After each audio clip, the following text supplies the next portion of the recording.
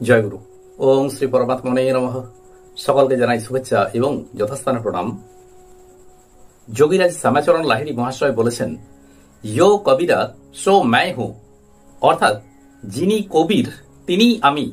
যোগীরাজ এখানে কবির বলতে কি বুঝিয়েছেন আর তিনি এর দ্বারা কি বলতে চেয়েছেন, আজ এ নিয়েই পাঠ ও আলোচনা করব। যোগীরাজ শ্যামাচরণ লাহিড়ী মহাশয় যে শুধুমাত্র কলিযুগে এসেছেন এমনটা নয়, তিনি মুক্ত পুরুষ, তিনি ব্রহ্ম শ্যামাচরণ। তাই যুগে যুগেই তিনি মানুষের কাছে এসেছেন, মানুষ রূপেই এসেছেন।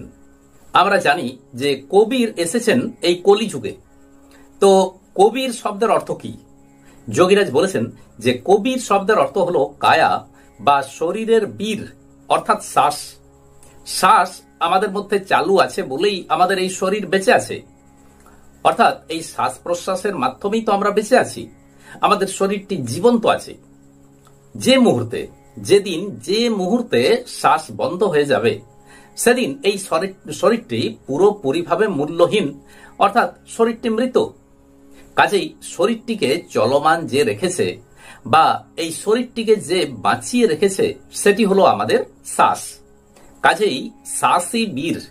এটিকে যদি একটু ঘুরিয়ে বলা হয় তাহলে আমরা বুঝতে পারবো যে শরীরটি যতক্ষণ জীবিত আছে, শরীর যতক্ষণ বেঁচে আছে, ততক্ষণ পর্যন্ত শরীরের মধ্যে অনর্গল শ্বাস প্রবাহ চলছে। কাজেই শ্বাস রূপে তিনিই বর্তমান। কবিরজি এসেছেন কলিযুগে। তো এই কলিযুগ কি? কলি শব্দের মানে হলো, অর্থ হলো যে ক্রিয়া না করার অবস্থা। কলিযুগে মানুষ প্রকৃত ক্রিয়া পুরোপুরিভাবে ভুলে গেছে। পরিবর্তে সাধারণ ধরনের যে প্রাণায়াম, যেটাকে নাকটেপা প্রাণায়াম বলা হয়, 2 বার 5 বার 10 বার, তো এই প্রাণায়াম মানুষ করে চলেছে, প্র্যাকটিস করছে। তো এই প্রাণায়াম এতে হয়তো শরীর ঠিক রইল, শরীর সুস্থ রইল, সবল রইল, সবই ঠিক। কিন্তু এই প্রাণায়ামের মাধ্যমে ব্রহ্মে লীন হওয়া যায় না। অর্থাৎ সাধনার যেটি শেষ স্তর, ব্রহ্মে লীন হওয়া, এটি কিন্তু সম্ভব নয়। যোগীরাজ বলেছেন যে প্রকৃত প্রাণায়াম যেটি অন্তরের প্রাণায়াম, শরীর মধ্যস্থ প্রাণায়াম, সেই প্রাণায়ামের মাধ্যমেই, অর্থাৎ এটি হলো ক্রিয়া, সেই প্রাণায়াম বা ক্রিয়ার মাধ্যমেই সাধনার উচ্চ স্তরে পৌঁছানো যায়, অর্থাৎ ব্রহ্মে লীন হওয়া যায়। কলিযুগে মানুষ এই ক্রিয়া ভুলে গেছে।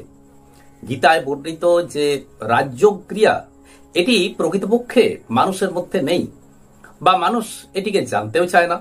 আর এই অভ্যাস, এই ক্রিয়াযোগ অভ্যাস থেকেও তারা বিরত। কিন্তু কোনো মানুষ ক্রিয়া না করলেও শ্বাসরূপী বীর তার শরীরের মধ্যে সবসময় আছে, কেননা তবেই এই শরীরটি জীবন্ত আছে।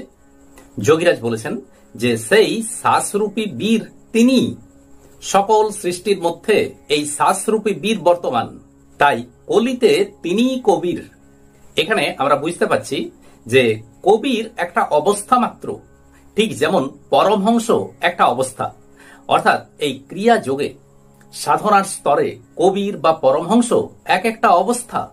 এই সব অবস্থাগুলো সবই ব্রহ্ম শ্যামাচরণের প্রকাশ।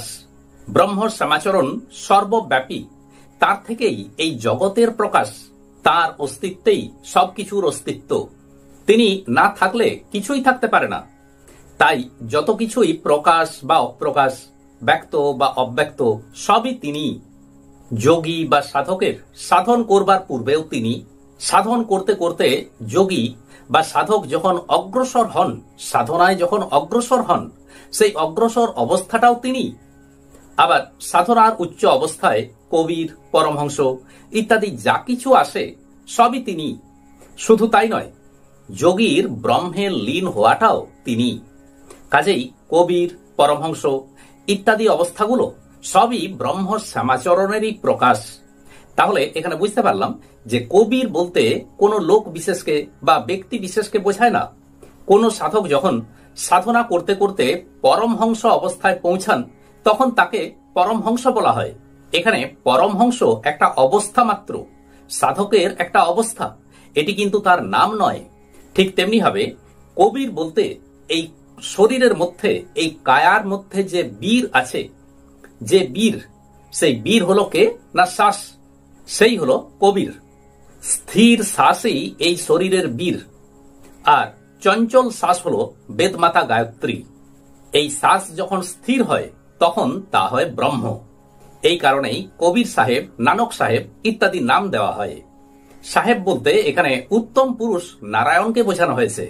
তিনিই সত্য, তিনিই ব্রহ্ম। আমরা যে বিশেষ মহাপুরুষকে কবির নামে জানি, তার হয়তো আলাদা বা অন্য কোনো ব্যক্তি নাম ছিল, কিন্তু সাধনার উচ্চ অবস্থায়, সাধনার পরিপক্ক অবস্থায় যিনি কবির তিনি আমি। কাজেই বুঝতে পারলাম যে ব্রহ্ম কবির এবং ব্রহ্ম শ্যামাচরণ একই কথা। আর সেই কারণেই তিনি বলেছেন যিনি কবির তিনি আমি। আজ এই পর্যন্তই। আসুন এবার শ্রী ভগবানের মহামন্ত্র জপ করি।